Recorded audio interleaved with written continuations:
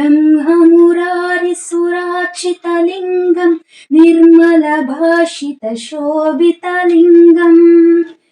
जन्मजदुःखविनाशकलिङ्गं तत्प्रणमामि सदा शिवलिङ्गम्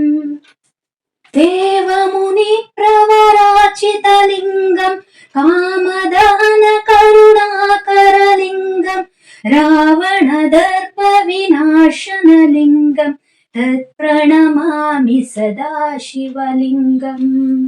सर्वसुगन्धसुलेपितलिङ्गं बुद्धिविवर्धनकारणलिङ्गं सिद्धसुरासुरवन्दितलिङ्गं तत्प्रणमामि सदा शिवलिङ्गम्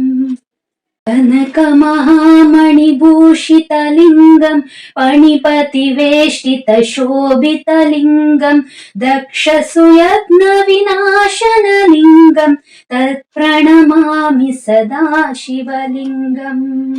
कुङ्कुमचन्दनलेपितलिङ्गं पङ्कजारसुशोभितलिङ्गं सञ्चितपापविनाशनलिङ्गं तत्प्रणमामि सदा शिवलिङ्गम्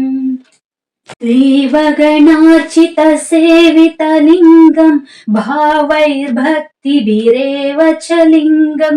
दिनकरकोटिप्रभाकरलिङ्गं तत्प्रणमामि सदा शिवलिङ्गम् अष्टदलोपरिवेष्टितलिङ्गं सर्वसमुद्भवकारणलिङ्गं अष्टदरिद्रविनाशनलिङ्गं तत्प्रणमामि सदा शिवलिङ्गम्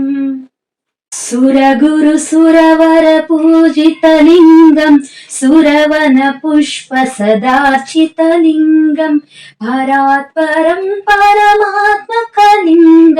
तत्प्रणमामि सदा शिवलिङ्गम्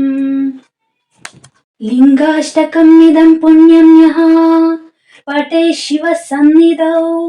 शिवलोकमवाप्नोति शिवेन सह मोदते।